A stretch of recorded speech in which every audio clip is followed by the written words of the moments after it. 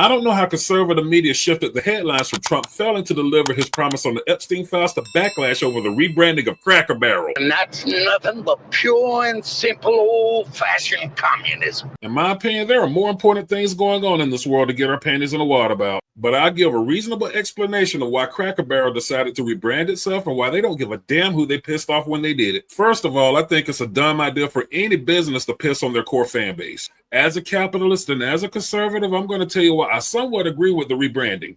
Hear me out before some of you get all up in your feelings. From what I understand, sales were dropping recently and they decided to rebrand themselves to drive up sales. Well, the reason that sales were dropping is because people of a certain demographic are struggling financially. See, believe it or not, we're broke. Did we forget that we have a lot of people being laid off and the cost of living is still going up? Going out to eat is a luxury that unfortunately not too many Americans can afford right now.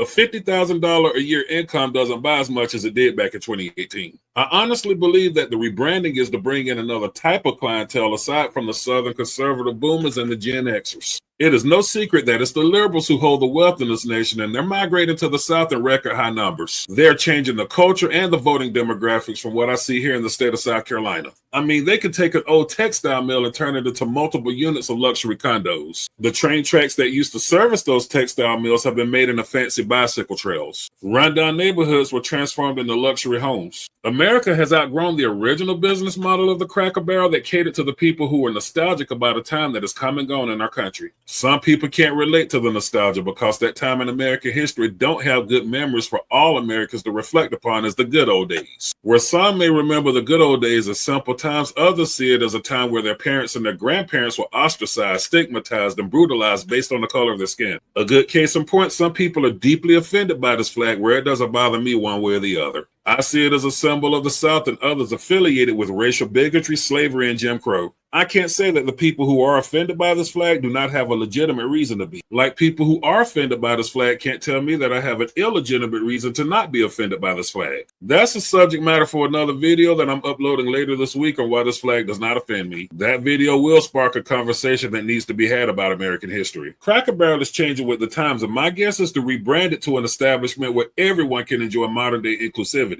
Nah, the Cracker Barrel is not going broke because it went woke. As a matter of fact, the conservative backlash is free advertisement that's appealing to their new target audience. That target audience is left-leaning professional millennials and members of Gen Z. I know it sucks for us older folks who enjoyed seeing the innocence and enjoy the nostalgia of the days that have come and gone. Some of the relics that were on the walls reminded me of things that I would find at my grandfather's farmhouse, from the thick glass picture frames, the milking buckets, and the butter churns. I really felt though when I could tell my millennial wife what the clock key was that was on the wall next to our table. My grandfather was a clockmaker, and I grew up in a house with a clock that I had to wind the key up.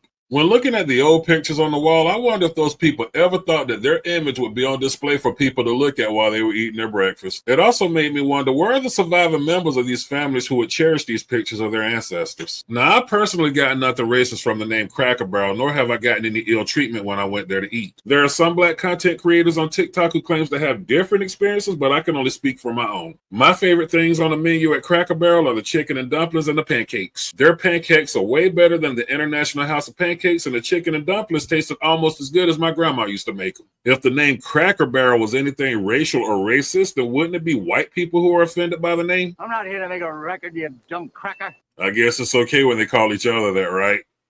The name of the restaurant Cracker Barrel stems from the old days when soda crackers were delivered in barrels to country stores. Soda crackers were stored in barrels to keep them from breaking on the wagon trails. The old country stores would make use of those old barrels by recycling them and turning them into tables. The white guy that was removed from the logo was sort of a mascot by the name of Uncle Herschel. His name appears on the menu in the restaurant. If any of you just read the mission statement on their webpage, it clearly spells it out for you. So what I'm failing to understand is that these same conservatives who are fired up about Cracker Barrel's rebranding are in approval of Donald Trump's stance on erasing black history from the Smithsonian. What we all got to come to terms with is that times are changing in America.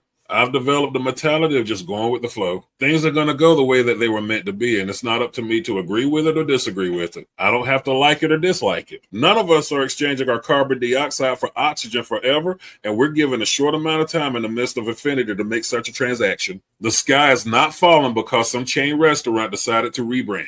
If you're willfully ignorant, lack empathy for others, and see inclusivity as oppression, then you're the reason why we cannot unite as a nation. You can't blame that backwards way of thinking on liberals, communism, or socialism. At this moment in time, you can't tell me that you embrace capitalism when you're failing to see how the rebranding is to bring more money for that business in the long haul. Can we get back to being pissed off about the things that matter in this country? Can we as patriots agree that Donald Trump is acting against the U.S. Constitution when using the military to go after civilians? We all would not have the time or the energy to be bitching about the rebranding of Cracker Barrel if Biden or Harris decided to use the military in such a tyrannical fashion. It's the job of the local and state police department to bring about law and order, not a military force that was meant to protect us. I know it's hard for us to admit that we got played by Donald Trump, but we're going to have to man up and own up to that. Trust me, it was not easy for me to do either. By Trump not bringing the names on the Epstein files to justice serves a big injustice to the kids who were harmed by Epstein. I don't know about you, but I'm not buying that the Epstein files was just a liberal hoax. I'm damn sure not going to accept shifting the blame along with shifting the headlines to less important topics.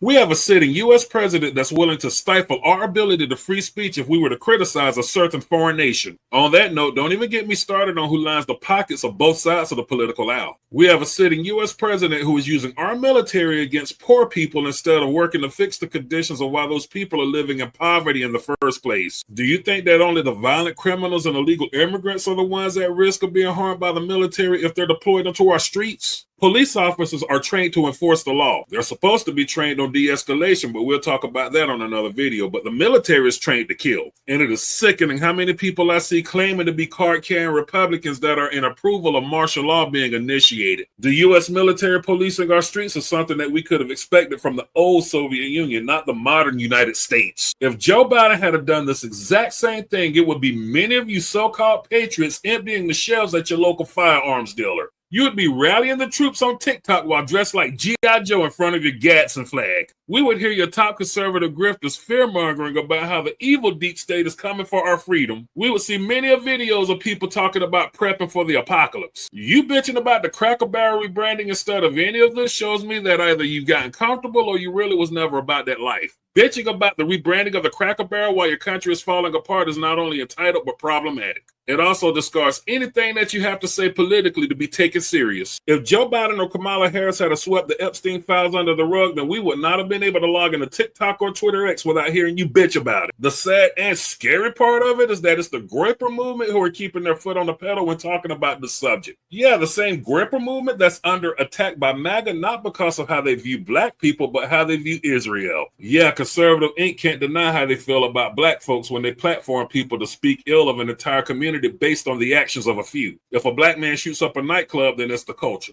Charlie Kirk, Matt Walsh, Megyn Kelly, and Officer Tatum will make negative blanket statements lumping all black people into one category. A white kid shoots up a school, then it's chalked up to mental illness, and they'll say it's a liberal conspiracy theory to come for our guns. America is imploding, and we the people got to get our shit together. And that ain't going to happen if we're at each other's throats because of the divisive rhetoric that's coming from both sides of the political spectrum. Just follow the money trail and see who's paying conservative and liberal outlets to keep we the people pitted against one another. When are we going to wake up and realize that this is not the same Donald Trump that we got back in 2016? This new and not so improved Donald Trump is compromised and is a part of the same deep state that he claimed that he was coming to destroy. But the only thing that Conservative Inc. can do is shift the topic to the rebranding of the Cracker Barrel. The Cracker Barrel does have good food, but it ain't good enough to make me forget what the hell is going on with our country. The Cracker Barrel is okay. America is not. The rebranding of the Cracker Barrel is not even a symptom of the grim reality that America is facing. And the grim reality is that none of us were ever prepared because none of us ever saw this coming. I mean, the liberals did try to warn us, but when the wolf came for real this time, we were unprepared. I'm not saying that Kamala Harris would have been a better choice because all of her skeletons were revealed while she was sitting as vice president. She's still part of the swamp creatures that Donald Trump has now proven himself to be. So either way, we would have been screwed. It just would have happened probably a lot faster. Today, this fool just signed an executive order to imprison American citizens for flag burning.